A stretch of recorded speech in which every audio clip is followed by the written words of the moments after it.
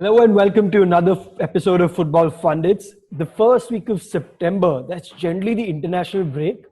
And even though the Premier League season has not started, it's surprisingly what we're going to talk about today. We're going to be looking at the Nations League.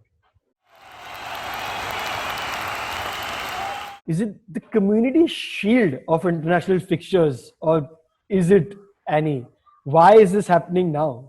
So I know we've had this whole debate about why do we have international games happening in an era of the coronavirus pandemic when we already have players stretched to their limits injury wise, even mentally there's a lot of fatigue going on, 14-day quarantine periods, travel bubbles.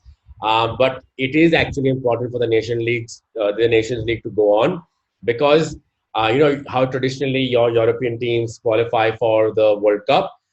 In the case that in their qualifying groups, if a team were to finish, say, a Scotland were to finish third or fourth and not qualify that way, there is a quota of three of the 13 entrants who can enter via the back door here. It's actually not that complicated, but I'll take you through it. So let's assume you have 10 runners up in the group stages, right? Who'll be joining like the two best Nation League group winners, but who didn't qualify for the World Cup. Those teams will then enter a playoff separately and get a chance that way to qualify for the World Cup in 22 Qatar. So basically, the point of this, in summary, being that the Nations League helps with qualification spots. Generally, it would have been for Euros. Now it will be for the World Cup. Also, just to sort of give a prelude to that, for those who don't know, Nations League is sort of done in multiple groups, and with the top three groups have top three leagues rather having four groups each of four teams, and the winner in the first group, the top four group winners go into the next round, the finals per se. Bonus points if you can tell us who won the last one. That is how random I think the Nations League is. But anyway, it was Portugal. Portugal. Who even remembers, right? Who even remembers? Uh, so that was the why of the Nations League. Clearly, it's needed just because of World Cup qualification spots. So while it might not mean much to say like in England, it does mean a lot to the lower ranked teams Yeah, because like this is their way to get this into was the World Cup. additionally this was done because fans complained about the need for international friendlies, and then they realized, okay, we'll just change up the whole qualification process, and instead of playing meaningless friendlies week in week out before your qualification, they changed it up a bit and made the Nations League, which, like you said, is not important for the top tier sides and not for your top 12 sides, but could matter to now. Okay, Wales is maybe less more established now, but like a Scotland, for example, right? One of the islands, it does help them just about sneak in and make it to the World Cup, which is like every player's dream to play for the national side in the World Cup, right? So it does have relevance. Now we're going to get into the when. Now we've done the why. We're going to get into the when. So Nations League starts this Thursday, the third, and it goes until the 8th. That's Tuesday, which is just 5 days before the start of the Premier League. It's crazy again Madness. because anyway you're seeing players travel, picking up viruses. They need to be in quarantine. They can't do it. So obviously the likes of Paul Pogba, Van Bissaka, and Ndombele, so many Chelsea players, they aren't being called up for the national teams because they're not available because of quarantine. But anyway, I'm going to just look at some of the key fixtures that are happening, in this time period. We have Iceland versus England and Denmark versus England. So all the English football fans, that's the two games they're looking forward to.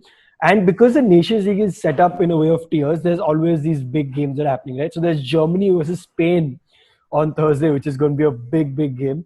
Regardless of everything, let's just look forward to football happening. So there's Germany versus Spain. There's Portugal versus Croatia on Saturday, and Netherlands versus Italy on Monday. I think Netherlands, Italy for me is a standout fixture, right, Kern? I Yeah, mean, for me, Netherlands were firing. Depay is in form. He's found good legs in this newly built Netherlands side, right?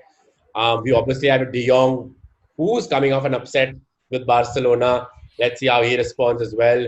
Virgil van Dijk, leader, centre back, maybe top three in the world right now, if not the best. Van der Beek, obviously, his name has been thrown out United. Maybe good time to see if he's distracted or not. Lot of promise there. And Italy have a newly built squad too. So honestly, for me, that's a fixture to look out for. If not that, I'd also be very interested in obviously Germany and Spain. For me, that's still second though, Kurt. Would you disagree? Do you think it's the other way around? I mean, obviously, Germany and Spain throws always. It's a fixture that throughout the years has been the big one. The interesting part is, Annie, you said Netherlands, Italy is both teams are sort of in a rebuild, right? Both teams trailed off, where Germany and Spain have been two powerhouses. Right, Netherlands and Italy, two powerhouses who have underwhelmed. So right. it'll be very interesting to see how they come back up. Obviously, Koeman is no longer there, so Exactly. that's going to be interesting Very as well. interesting there as well because he set in motion a very good rebuild. He changed the way they were playing, right? They got back to the original style of playing. There were games where they were down and they came back as well. Interesting to see how that happens. Netherlands' current manager is Dwight Lodewijks, not current manager, caretaker manager. Yeah. Maybe he can just do a simple continue of the flow from what Koeman left off.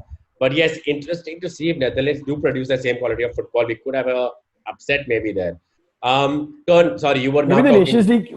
Yeah, sorry. Maybe the Nations League came too soon for even Netherlands, who didn't have Yeah, time to figure out what to do with exactly, the absence of Koeman.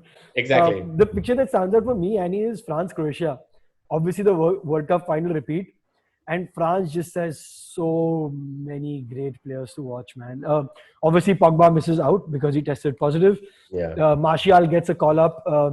But there's just so many other great players in this France squad that are just interesting to watch. So that's the standout fixture for me. Before I'm focusing on the fixtures itself, so the players won't require to quarantine when they come back to their squads, obviously, because that's a bubble that they are working under, right? So your Genie Wijnaldum and Virgil van Dijk, for example, will be coming into their squads immediately. You will have the likes of Martial coming from France. Yes, Manchester United don't play. Man City and Man United don't play the first game week in the Premier League. But it is straight to other squads, for example. Grealish also, is okay, I guess. But the likes of Eric Dyer, Spurs are playing a fixture, right? So very interesting Spurs there. are playing lots of fixtures. Spurs, I think, have fixtures within 48 hours twice in the first 4 game weeks. So, those players will obviously have a lot and a big toll on them.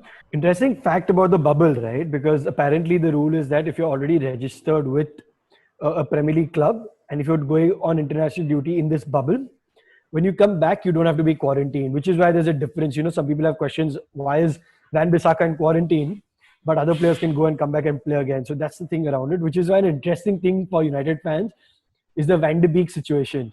There's a whole thing where if he completes his medical and is a registered Manchester United player before he goes on duty with Netherlands, he can come straight to Manchester United training.